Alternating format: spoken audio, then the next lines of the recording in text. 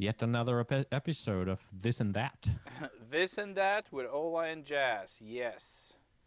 How you doing? Good, man. Yeah. A lot of interesting updates to share in terms of like people who are interested in helping out and actually appearing on the show. I like it. Okay. I like it. Apparently, like people want to show up and talk about things. All Who would have right. thought? Who would have thought? Yeah. Yeah. Yeah. Well, good. I have How about yourself?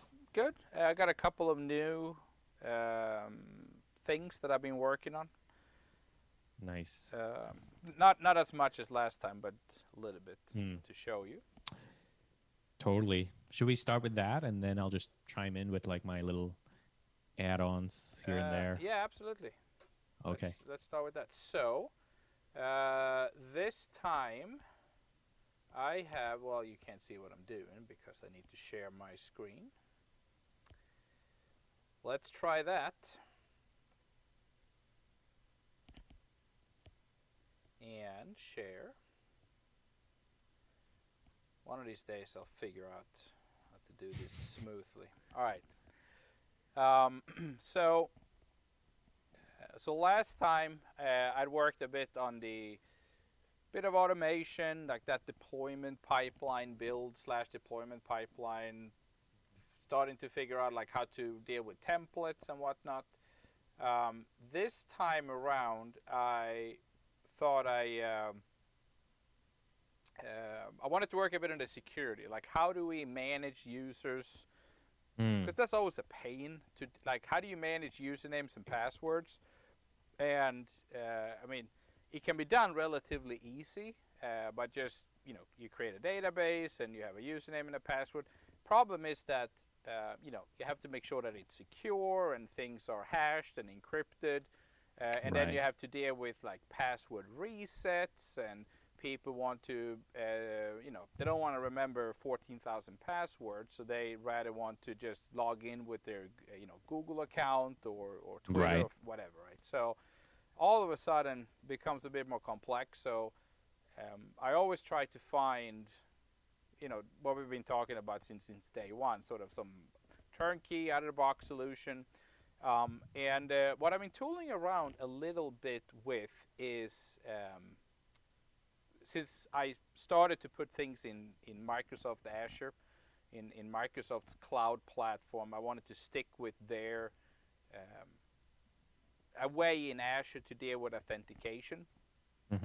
And just a little bit of background, if you work with Azure and you want to deal with authenticating users, then Azure provides, it's called Azure Active Directory, but it's very much geared towards, you have a company and you have people that sit at their desktops and you want to allow them to log in, and it's connecting to corporate resources. It doesn't really work that well if you want to have users that sign up with various email addresses and passwords and whatnot.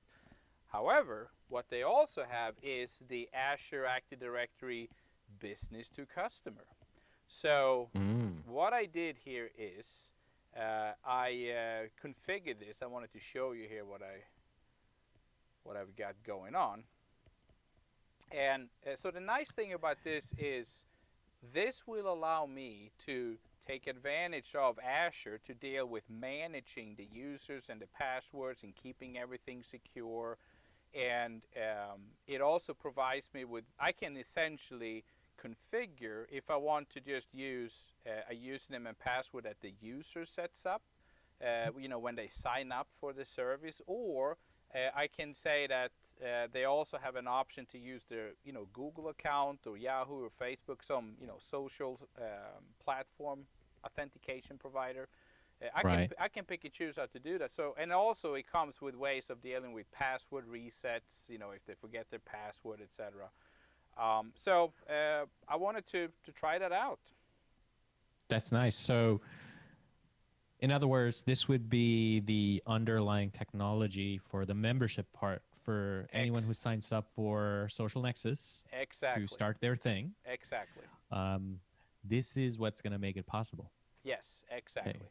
So Yeah. what I did here is I went in and what you so the idea again is that it's going to deal with usernames and passwords. And the other thing too that I found kind of interesting is it allows me to create these. They call them user flows. So the Mm-hmm. user flow is a flow could be like a login flow. Like how do we log in? Like what do we ask users for when they log in?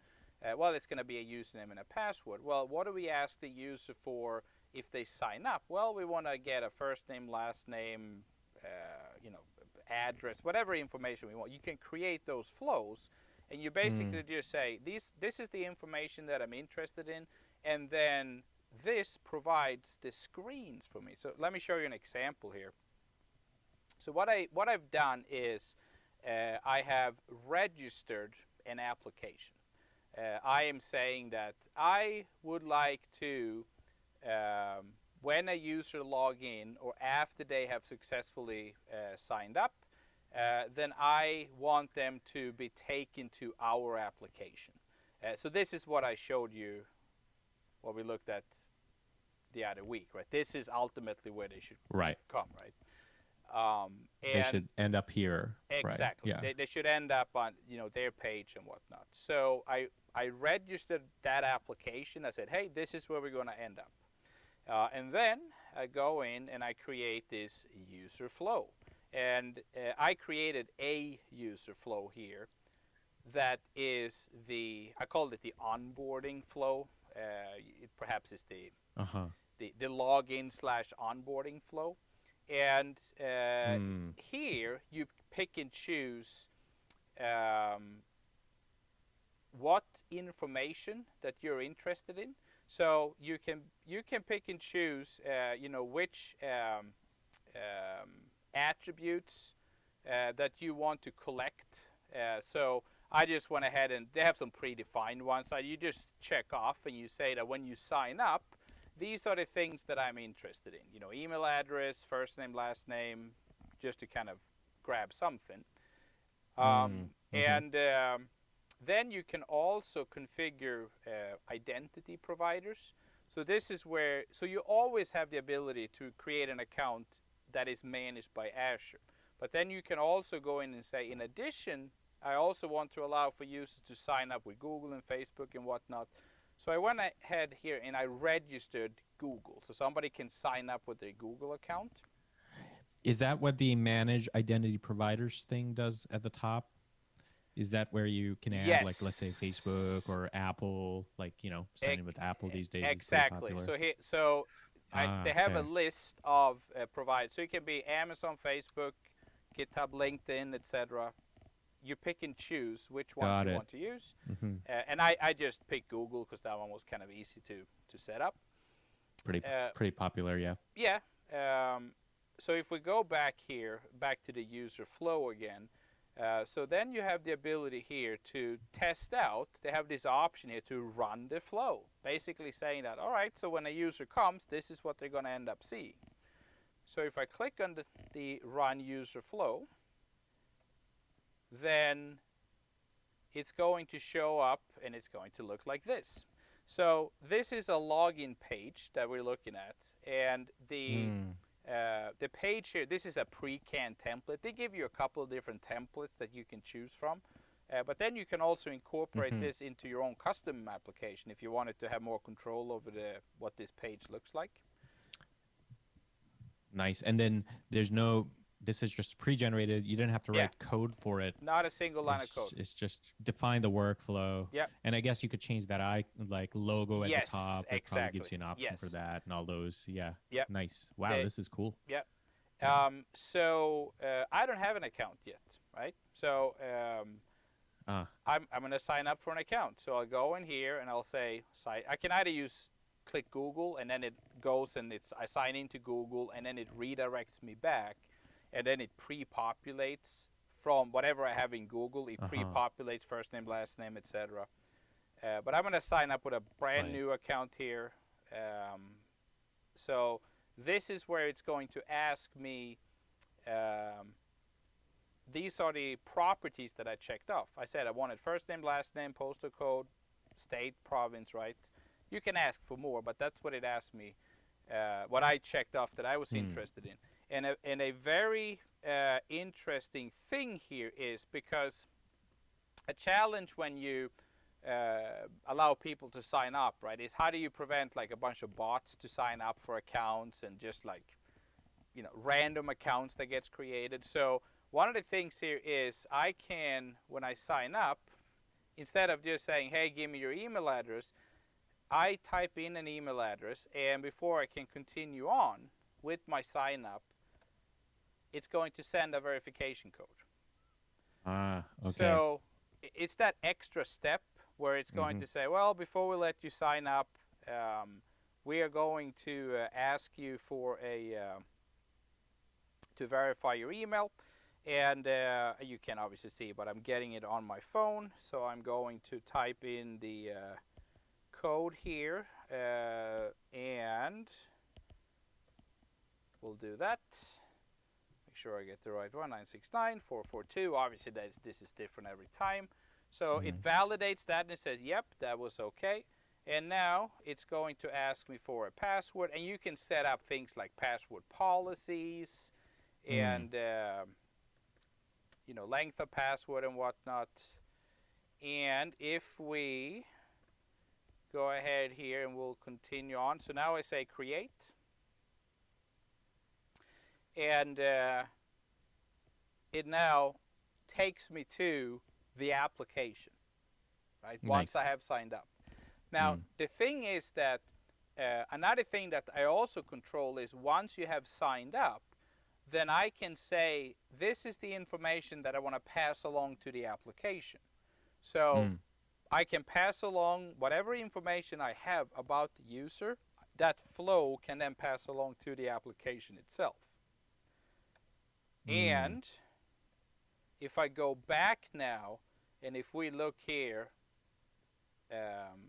in Azure AD, then I should now see that there's a thing that I need to figure out there with the name, but the unknown, that's me, right? So this is the account that I just used to sign up, and it is now managed in Azure AD, and here it is. You can see that there's some of the information that I put in, right? The zip code, etc. Right. So the nice thing here is that I can also set up other flows, which could be like a password reset flow. So I don't have to deal with building custom stuff for that. It's just available right out of the box. And also it makes it easy too. I can go on, and if I wanted to deal with like groups of users. So it could be that, you know, we have different, we're selling a service. That service can have different capabilities.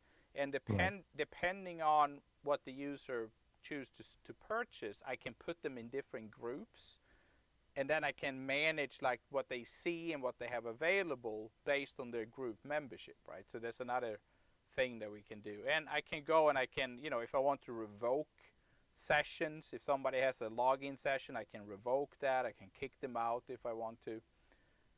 And you get a bunch of other stuff, things such as like auditing. So we get activity logs and audit logs, and it's just straight out of the box. That's amazing. Yeah. That's so cool. Like this continues with that theme that you started last time, which is why reinvent the wheel? Like someone would do that, but like you don't have to. Like this is all built in. Exactly. Right. Exactly. Yeah. And the thing is that this, some people, I could see an argument like, well, yeah, you have to sign up for a Microsoft Azure, blah, blah, blah. You have to do all this work, and I could just code this up and just scaffold the database. But for me, what I'm thinking is what the way we're working and looking at it is going to scale so much better than if someone's homegrown solution. Yeah, absolutely. I mean, I think I've said this before, but I'm a big believer in, before you start to build custom, to find something that exists, right? Right. Because, yeah, you have to pay for it. This is relatively cheap. It's not very expensive. And I don't have to manage code base. If there is a bug, I don't have to deal with that. I don't have Right. to, make sure that, this is proven, it's trusted, it scales globally, right, if necessary, and it's Right. just like, it's very, very straightforward once you have, set up that initial account to configure. And to be honest, I mean, if you want to build a commercial anything today, software that does whatever today, I think it's going to be somewhat rare that you start rolling your own homegrown authentication solution. You are going to depend on something Right. that How somebody open else to has hack? built. Yeah. Exactly. How open to hacking are you if you're doing your own homegrown shit? I you know, know, right? It's especially with identity. Yeah, and also the thing is you have to manage it, Yeah. right? You have to pay, either you or somebody else has to manage that code. And when there is, let's say that Exactly. let's do this in whatever, like .NET and React. All right, there is a new version of React coming out, right? So then all of a sudden you're like, Mm. oh, I don't have time to upgrade, and all of a sudden you're 4 versions behind on React, and you have to upgrade, and then it becomes a pain. There's breaking changes, and like it's all this other stuff that you have to deal with that just a pain in the ass to do. Um, and Right. I think that, Maintenance yeah, for I sure. think that, and I know that some people think that I want to build my own stuff. I think that once you start building large commercial type applications that you're going to sell to someone, it's going to get old real quick to do everything on your own. I'm not saying don't do anything custom, but things like authentication, Right. authorization, there are so many proven solutions out there at Okta, AWS, Google Cloud. I mean, there's tons of functionality and services out there that work, not very expensive, and it's just one less thing that you have to deal with.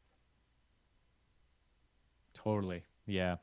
And you can actually, yeah, it's just long-term maintenance. This just seems just it kind of reminds me of like about a decade ago, I used to build my own computers, right? Mm-hmm. Versus getting a pre-built one from, let's say, the likes of Dell or Alienware or one of Yeah, those guys. yeah, And like the problem with the nice thing about building my own computer from scratch with parts was that I could just fully customize everything, mm-hmm. and just get like the best, perfect system for me. The downside was that I had to find every single part and put it together manually. But the worst part was if something went wrong, I had to figure out which part stopped working because there was no one entity I could go Yeah, to say, hey, my computer's not working, yeah, you know? And that kind of stuff is just yeah. I think it's you learn a lot, right? It's so one thing is that I think is also important is you want to make sure that whatever it is that you're using, that you understand how it works, right? exactly. So the fact that Yeah. you built your computers, you understand how everything works, but today you might not necessarily want to do it anymore. But we know how things work. I mean, I've built my own custom security solutions. I've done, with Java and ASP.NET Identity and whatnot. So I know how things work under the covers with the tokens and the this and the that. I don't want to do it myself, right? But I know how it works, which means that it makes it a little bit easier when I do want to integrate this, because there are lots of moving pieces, right? So Mm-hmm. I want to be able to integrate this with what we're building on what we're building over here. So this is this page right here, like where people can go and post the content that they have produced. This is going to be the most custom thing we have. So Right. there's going to be a little bit of coding that needs to happen here for me to be able to integrate this with the security, more than just saying, hey, when you're logged in, go here. I need to be able to Mm. grab information from the identity provider that I use in here. So there are going to be some custom code that needs to happen. And the fact that I have a relatively good grasp of how things work on the Azure side Mm-hmm. with the identity, I can I don't have to spend a ton of time on like figuring out how do I write the code. I can kind of start writing the code relatively quick for that. I had actually one of the use cases, and this is like a way down the road, but just because we're talking about pre-canned things, I wonder if you're aware of a pre-canned solution for this, and it might be in Azure, and it has to do with domains, Mm-hmm. which is, let's say there are all these users who are, creating these sites with the Mm-hmm. press of a button. At some point, they might want to use their own custom Sure. domain for that, Yeah. right? And usually, what I've seen is that if I wanted to use custom domain on my solution, I go into the settings for that site, like on Transistor, and then into the website and say, instead of using this, you know, um, xyz.transistor.com, Yeah. use my own custom domain. Yeah. And so it allowed me to use the Transistor subdomain thing or use my own custom domain. Yeah. I mean, what we'll do is, so in Azure, it provides all of that. So in here, we can have options. And the thing about Azure too is everything that I'm doing. So if you're listening, I'm clicking around in the Azure like web user interface, the admin portal. Everything that I'm doing here, I can automate. So if we say, hey, we want to go in and I have this domain, by the way. I got the thisandthat.com, but with a 5 instead of a instead of a S, because the other one was taken. Was it taken? Yeah. Now I'm wondering if I took that, because I'll have to look it up, because I hoard domains. Oh yeah. But anyway, that's besides the point. So in here, I can go in and Azure provides the ability to go in and register, custom domains and deal with DNS zones. And it can be completely automated. We'll just build it into the product. So absolutely, if people want to go in and pick their own domains, we can have some options. Right? We could say you can pick your own domain, or we have like Wix have, right? You get something.wix.com. It would be like something. Exactly. Social Nexus. Right. Or, whatever we end up using, right? That would probably be the default. Right. Yeah. That's like the free one, but bring your own domain if you wanted to. Sure. That would be kind of like tiered up as like a part of a paid feature. And we can even, you can even, I think I did that at some point. I need to double check, but I think we can also purchase domains through Azure. Yes, I think I've seen that in here somewhere. Yeah. Or I've seen that in AWS. You can do that. Yes. So I'm pretty sure that they so have it here. we could have that right in the user interface. They don't have to go somewhere else and purchase, right? They can just. That would be make it a sticky app, because you want this domain? Well, let's just look it up. Here are some suggestions. You just want to buy it? We'll just add it to your tab. Exactly. Right. Yeah. And then is that then that our application then it's not a registrar, is it? I think it's just using the Azure facilities to do that. So Azure is still the registrar. Yeah, I think I need to double check. The other thing too that I need to double check is, so if I remember correctly, some years ago, I bought a domain through Azure, and I think that Azure, really Microsoft, then they really just turn around and they in turn purchase it from GoDaddy. I think GoDaddy is where, and I just this week I transferred over all of my domains from GoDaddy to Google Domains, because I'm not a huge fan of GoDaddy. Different story, but I was very happy. Right there with you. Yeah, I was very very happy to get off GoDaddy. It's just, oh my goodness, that just the user interface gives me a headache. But anyways, different story for a different day. Anyway, I moved all of that over, so I need to check and see like if they still use GoDaddy or however that works. But I think if it doesn't work through the way we want it through Azure, there's plenty of other options that we can look at to implement that and make it being possible straight from our app, right? So we'll have a, somewhere in definitely looking at. I just checked out a. Let's see, where's my background here? Uh, Yeah, why don't we? thing. I'm gonna stop sharing my screen and. Okay.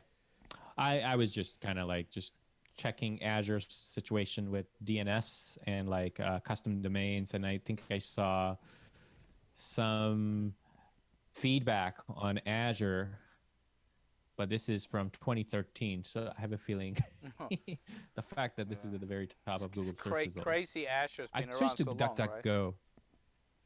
What do you say? Oh, you remember when you and I were in Hyderabad, Yeah. India, doing those 2-day Azure classes? Yeah, that was so.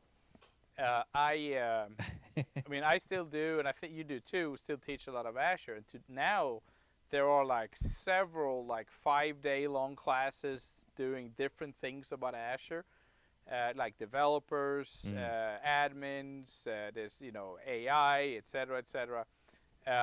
Back then we covered everything you can do in Azure in 2 days. In 2 days. That was it. Like the whole. That was it. Like that was it. But there was like platform as a service, and there was infrastructure. That was pretty much it, and there was like a handful in each. Well, not even infrastructure initially. It was just PaaS, right? It was just those websites, and I think they had like a version really? of. No, they had virtual machines back then. Not initially. Didn't they came. Yeah, that came later. Yeah. Oh. There was web roles and worker roles. You're right. And yes, there was before Azure Active Directory. It was I don't even remember what it was called. It was storage was there, and service bus I think was there initially. But yeah, service bus to expose your internal services. Yeah, there was. Yeah, that was a mind-bending concept back then to have service bus. So, anyway, it's just it's kind of interesting when. So for those of you listening, it's kind of like, it's like Ola and I go way back into the world where we were actually teaching Microsoft employees about Azure. Yeah. When it was so new that the company was just still moving on to Azure themselves, and that's our relationship. So totally, I'm so for Ola. You very I'm gonna see if I can find the utilizing the timeline or the slides. No, like the first like this right here. See if I zoom in here a bit. This right here was the first Azure portal. It looked like this, right? So it was this right here was the web. Wayback Machine. You got to share your screen. Yeah. Sorry, of course. I have got to share my machine. Yes. So.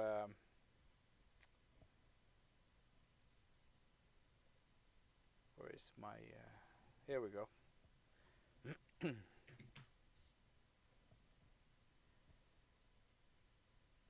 I just went on.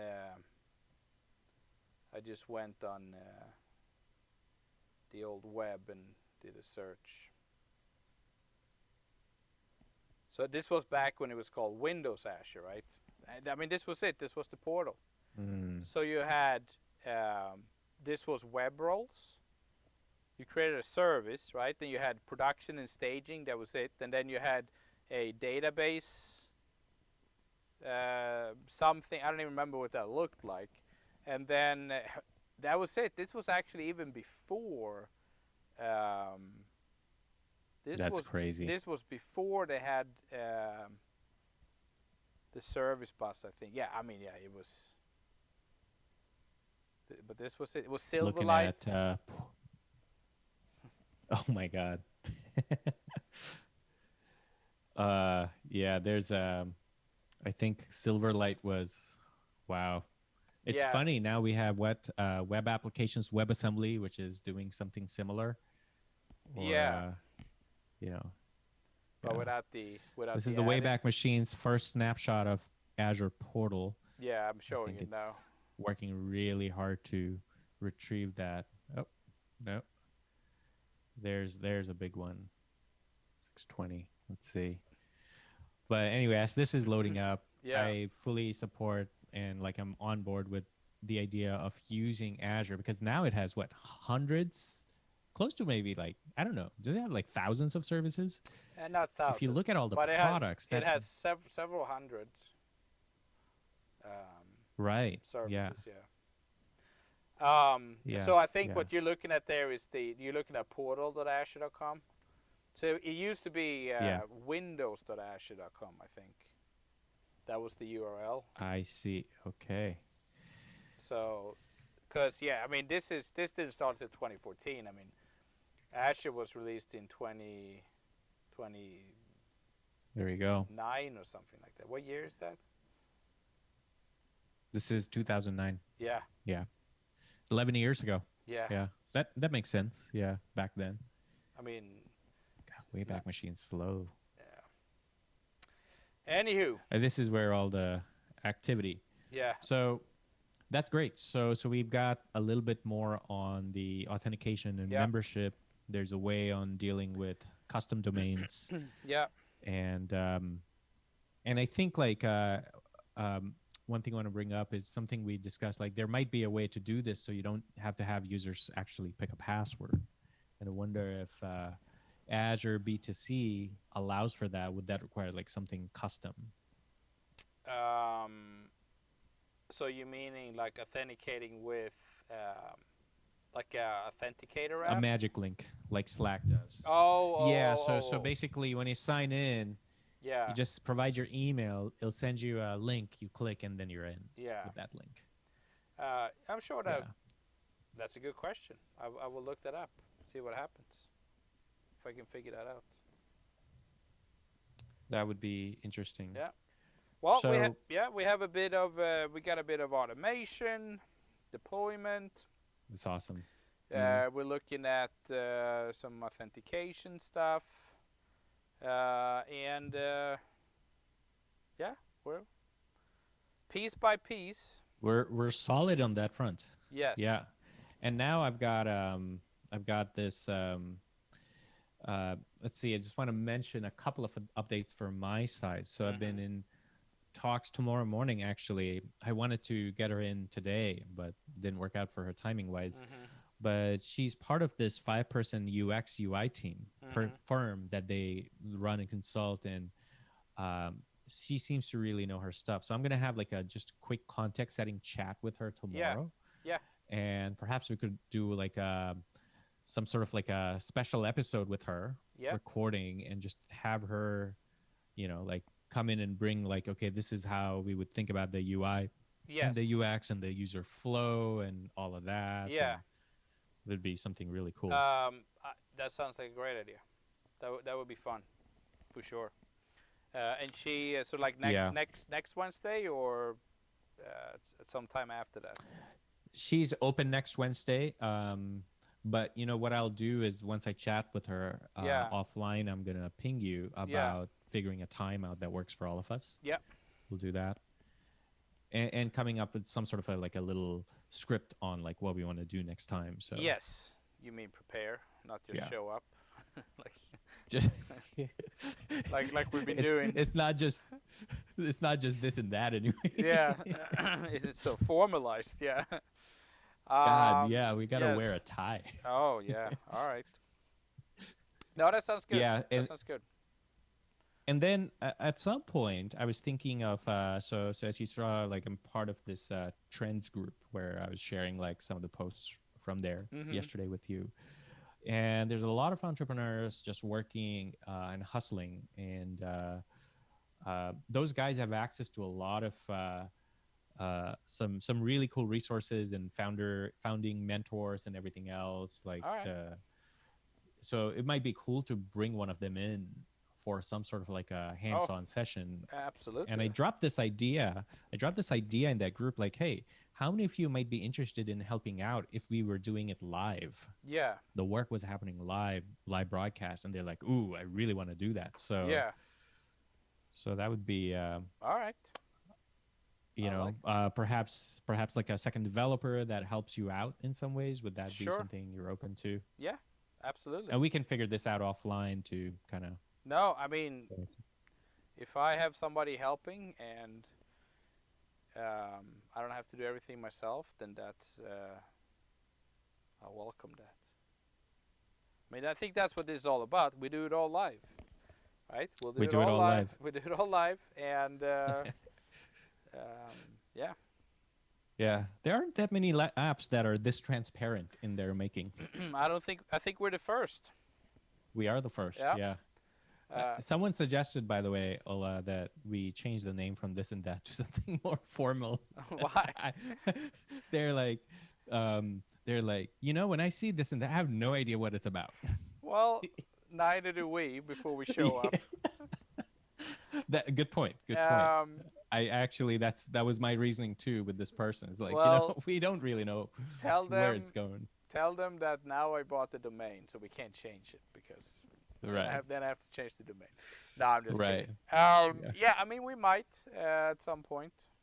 Well, I think maybe the UX person has some thoughts on like how to I think show up. I think that the name kind of reflects the process. Like right now, it is this and that. We're trying out different things. Mm. You know, once we have, you know, later on, month, 2 months from now, once we have something that is a bit more concrete, a little bit more formalized, we might rename and relabel things, and we'll call it something else. But Totally. This is like the code name. yes, there you go. Yeah, like Longhorn. There we go. This is the code name. Yeah. This the not so secret code name. Yes, this and that. I like it. This and that. Yeah, yeah. This is awesome. Well, sweet. Sweet. So, I think our further communication requires us just coordinating a little offline, which Yes. I'll initiate that. Yes, let's do that. Figure something out. Yeah. And what do you say to down the road having our backlog of things that we might come up with, either on like a public GitHub or a public Trello, just kind of like it's shown. You know, I've seen some projects do that. Yeah, let's. It Yeah, would be- you know that's a great idea. Let's do. I mean, Trello is probably better, right? I mean, GitHub doesn't really have a. That's Trello is way more visual for Yeah. sure. Yeah, and so that really, I think the other thing is Notion project management.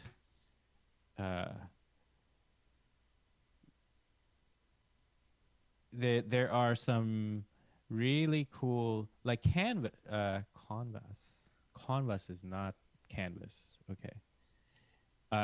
There's a ton of these companies that are literally using Notion for project management, and they make it public, so you can actually go in there and tinker around with what they're doing.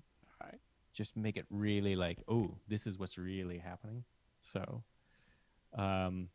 it's an option. You know, I I can take this responsibility and make it work. set up. yes, set something up. I mean, Yeah. I mean, a cool thing about this. I mean, Trello would be kind of the safe thing to do, right? It's Trello would be the safe thing, It's but this pretty is this and straightforward. that. this is Yeah. this and that. So, Yeah. I mean, yeah, let's. We're see. going experimental. That's Yeah. our risk appetite is experimental. Yeah, let's. I like the idea there. What you were saying with Notion. Oh my God, Notion is hot right now, or it was hot last year, but now it's gotten a little more mainstream. They got Notion funding. They got Right. a bunch of money. They just hit 2 billion. Oh my God, 2 billion. 2 billion valuation. Just these guys were just like in some, bunch of college kids just Yeah. making stuff up 2 years ago. So, we'll. All right, so yes, It is officially settled. Yeah. We're gonna try this very experimental Notion Yep. space. I'll create a Yeah. workspace for Yeah. our this and that. Let's do it. Cool. Nice. Okay.